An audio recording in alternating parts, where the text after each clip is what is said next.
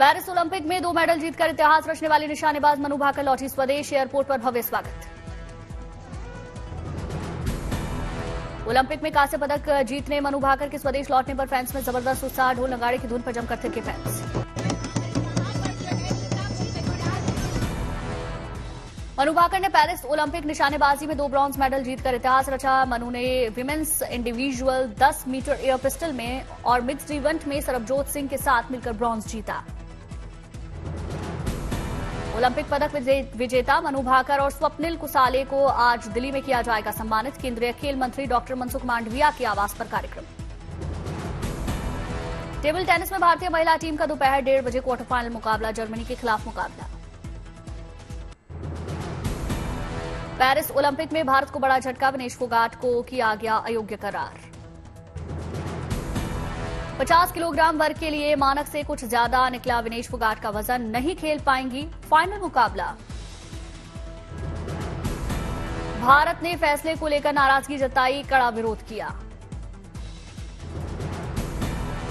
भारतीय ओलंपिक संघ ने की अपील, का विनेश की निजता का सम्मान करें। विनेश फोगाट मामले में प्रधानमंत्री मोदी ने ट्वीट करके दुख जताया। विनेश को बताया देश का गौरव। भारतीय hockey team gold medal race से बाहर। जर्मनी ने 54वें मिनट में गोल दागकर 3-2 से जीता सेमीफाइनल। अब ब्रॉन्ज मेडल जीतने के लिए भारत आजमाएगा जोर। स्पेन से होगा महामुकाबला। 8 अगस्त को खेला जाएगा ब्रॉन्ज के लिए मुकाबला। शाम 5:30 बजे से होगा मैच। इतिहास रचने से बस एक कदम दूर नीरज चोपड़ा। 8 अगस्त को गोल्ड के लिए आजमाएंगे जोर। नीरज चोपड़ा के घर में खुशी का माहौल। पिता बोले देश में खुशी लेकर लौटेगा नीरज। आज भारत और श्रीलंका के बीच खेला जाएगा तीसरा वनडे मुकाबला। साख पर गुरु गंभीर की कोचिंग। आज उद्धव ठाकरे की सोनिया गांधी, खड़गे और राहुल गांधी से होगी मुलाकात। विधानसभा चुनाव और कई मुद्दों पर चर्चा की उम्मीद। सेना बनाम सेना पर सुप्रीम कोर्ट में आज सुनवाई। उद्धव गुट के शिंदे गुट के खिलाफ दायर की थी याचिका। दिल्ली के सीएम केजरीवाल की जमानत के खिलाफ आज हाईकोर्ट में सुनवाई। ईडी की याचिका पर होगी सुनवाई। वक्फ विधेयक पेश करने पर अटकलें जारी। आज या कल सदन में पेश हो सकता है बिल। बांग्लादेश की अंतरिम सरकार की कमान संभालेंगे नोबेल पुरस्कार विजेता मोहम्मद यूनुस। राष्ट्रपति शहाबुद्दीन के प्रेस सचिव ने जानकारी दी। संसद भंग करने के बाद राष्ट्रपति शहाबुद्दीन और छात्र नेताओं के बीच हुई बैठक में फैसला लिया गया। बैठक में सेनाओं के प्रमुख भी मौजूद रहे। शेख हसीना के भारत से बाहर जाने पर सस्पेंस बरकरार। अगले 48 घंटे के अंदर यूरोप जा सकती हैं हसीना। भारत उनकी यात्रा का कर सकता है प्रबंध। ब्रिटेन में शेख हसीना को पनाह मिलने पर सस्पेंस जारी। ब्रिटेन पहुंचने पर उनके खिलाफ बांग्लादेश के प्रदर्शनों के चलते हो सकती है कानूनी कार्रवाई। ढाका से दिल्ली पहुंचा एयर इंडिया का विमान। यात्री बोले अब बांग्लादेश में स्थिति काफी हद तक नियंत्रित। आज लंदन से बांग्लादेश लौट रहे खालिदा जिया के बेटे तारिक रहमान पार्टी के नेताओं के साथ बैठक करेंगे। खालिदा जिया के बेटे तारिक रहमान ने शेख हसीना को कहा खूनी हसीना। शाम को ढाका में एक रैली में शामिल होंगे तारिक रहमान। बांग्लादेश में जारी हिंसा के बीच भारतीय उच्चायोग के कर्मचारियों की वतन वापसी। उच्चायोग से जुड़े 190 कर्मचारी भारत लौटे। भारतीय उच्चायोग से जुड़े 20 से 30 लोग अभी भी बांग्लादेश में मौजूद। जल्द हो सकती है वतन वापसी। बांग्लादेश के ढाका से 199 यात्रियों और 6 नवजातों को लेकर दिल्ली पहुंचा एयर इंडिया का विमान।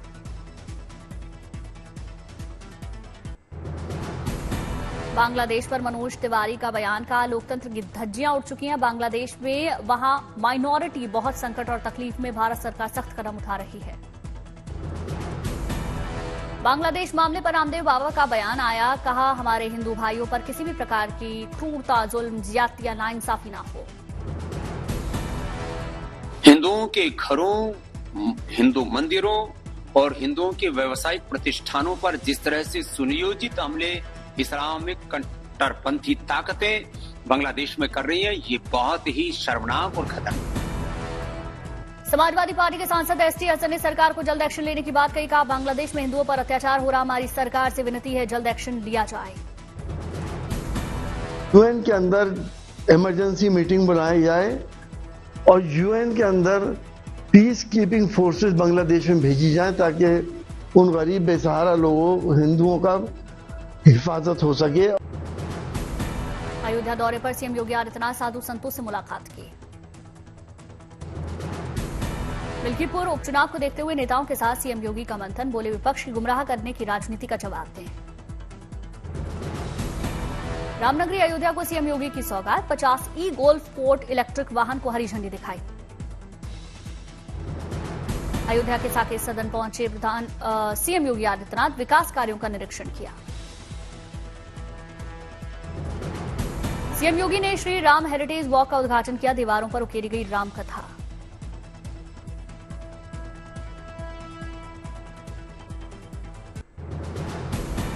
भारतीय वायुसेना के बहुपक्षीय वायु अभ्यास तरंग शक्ति का शानदार आगाज। 2 चरणों में होगा अभ्यास। तमिलनाडु के सुलूर में 14 अगस्त तक चलेगा तरंग शक्ति का अभ्यास। 29 अगस्त से जोधपुर में होगा सैन्य अभ्यास। जर्मन और फ्रांसीसी स्पेनिश लड़ाकू विमान भी युद्ध अभ्यास में हुए शामिल। एयर मार्शल ने स्वागत किया। भारत अपने लड़ाकू विमानों की करेगा प्रदर्शनी। इसमें तेजस, राफेल, मिराज 2000, जगुआर और मिग 29 शामिल। रूसी नौसेना के जहाज कोच्चि बंदरगाह पर पहुंचे। भारतीय नाविकों के साथ मैत्रीपूर्ण अभ्यास में हिस्सा लेंगे। फिजी के नाड़ी में श्री शिव सुब्रमण्यम स्वामी मंदिर के दरबार में पहुंची द्रौपदी मुर्मू। विधि विधान के साथ पूजा अर्चना की।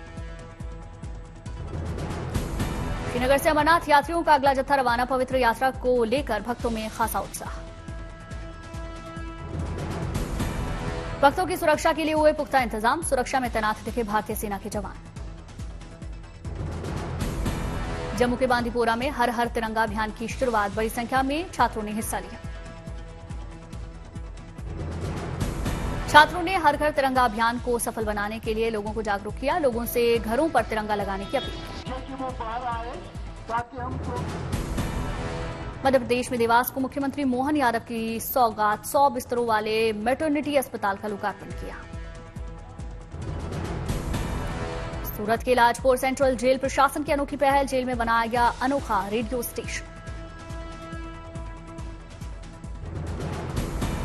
जेल में रेडियो स्टेशन की मदद से कैदियों का होता है मनोरंजन। कैदी और पुलिस बनते हैं रेडियो जॉकी।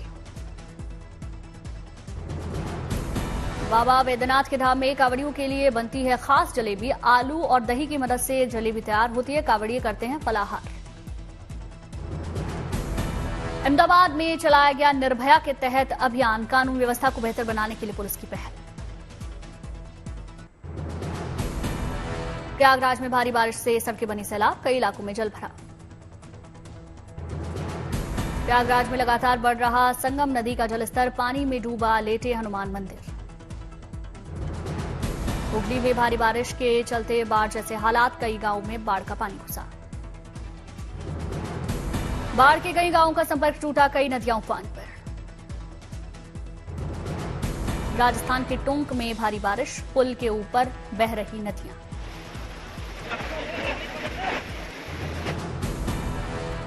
जोधपुर में पिछले 24 घंटे में भारी बारिश। पुलिस थाने जाने के लिए ट्यूब का लेना पड़ रहा सहारा। कांगड़ा घाटी में भारी बारिश से सड़कें, गलियां, बस स्टैंड जलमग्न। लोग परेशान। भारी बारिश से मांझी और बैनर नदियां उफान पर। प्रशासन ने लोगों से सतर्क रहने की अपील की। नेपाल में भी भारी बारिश से आई तबाही। कई शहर पानी में डूबे। बाढ़ से काठमांडू की स्थिति खराब। घरों में घुसा बाढ़ का पानी। राजस्थान में नहीं थम रहा जल प्रलय। अजमेर में भारी बारिश के चलते सागर झील का जलस्तर बढ़ा। पाली की सड़कों पर लबालब भरा पानी। लोगों का आवागमन बुरी तरह से प्रभावित। पाली में राहत बचाव का काम में प्रशासन जुटा। नाव की मदद से लोगों का रेस्क्यू किया जा रहा।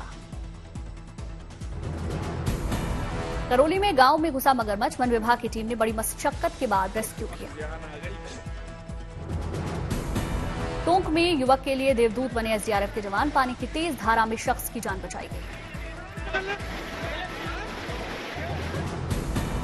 वाराणसी में बढ़ा गंगा नदी का जलस्तर, छत पर की गई गंगा आरती।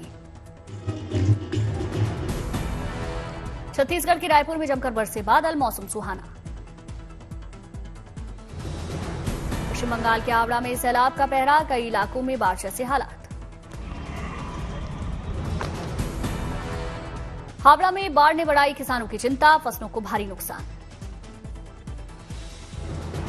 बिहार के शिवहर में बढ़ा बागमती नदी का जलस्तर, आसपास के लोगों को सावधान रहने की सलाह। मथुरा में यूपी एसटीएफ और बदमाश के बीच मुठभेड़, 1 लाख का इनामी बदमाश ढेर। यूपी के रामपुर में पुलिस को बड़ी सफलता, 25,000 का इनामी लूला तांत्रिक को गिरफ्तार किया। ग्वालियर में पुलिस ने बड़ी कार्रवाई की, केंद्रीय मंत्री का पीए बनकर डीजीपी से पैरवी करने वाले आरोपी को गिरफ्तार किया। भरतपुर में पुलिस ने फर्जी अधिकारी बनकर लोगों से ठगी करने वाले 3 लोगों को गिरफ्तार किया, पूछताछ जारी। जमशेदपुर में पुलिस को मिली बड़ी सफलता, लूट की घटना को अंजाम देने वाले 7 बदमाशों को गिरफ्तार किया। फिल्म स्त्री 2 का तीसरा गाना रिलीज हुआ, तुम्हारे ही रहेंगे गाने के बोल। अजय देवगन की अपकमिंग फिल्म सन ऑफ सरदार 2 की शूटिंग शुरू हुई, सोशल मीडिया पर एक्टर ने तस्वीरें शेयर की। फिल्म सन ऑफ सरदार 2 से बाहर हुए एक्टर संजय दत्त, यूके ने उनके वीजा आवेदन को अस्वीकार किया। संजय दत्त की जगह रवि किशना फिल्म में देंगे दिखाई। एपी ढिल्लो के सॉन्ग ओल्ड मनी में नजर आएंगे सलमान खान, सोशल मीडिया पर ओल्ड मनी का एक छोटा सा टीजर फैंस के साथ शेयर किया। भगवान शिव की भक्ति में पूरी तरीके से डूबे नजर आए एक्टर रोहित शेट्टी, पूरे श्रद्धा भाव से शिवलिंग की पूजा की। सियासी संकट के बीच Bangladesh Bharat free trade agreement में देरी की आशंका, एफटीए से बांग्लादेश का भारत को एक्सपोर्ट 297% और भारत का बांग्लादेश को निर्यात 172% बढ़ने का अनुमान। बांग्लादेश के गारमेंट निर्यात का 10 से 11% हिस्सा मौजूदा हालात में भारत शिफ्ट होने का अनुमान। भारत को हर महीने $300 से $400 मिलियन का अतिरिक्त कारोबार मिलने की संभावना।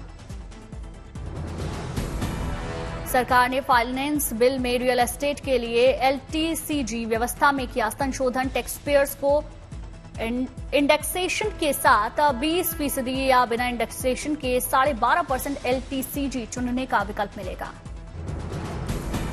टोन मिल की कीमतों में बीते 5 साल के दौरान ₹12.84 प्रति लीटर का इजाफा। 2018-19 में करीब ₹38 के मुकाबले 2023-24 में ₹51 प्रति लीटर हुई टोन मिल की कीमत। टमाटर, प्याज, आलू की कीमतों में हुए इजाफे से जुलाई में वेज थाली की कीमतों में 11% की बढ़ोतरी हुई। नॉन वेज थाली के दाम बीते महीने 6% बढ़े।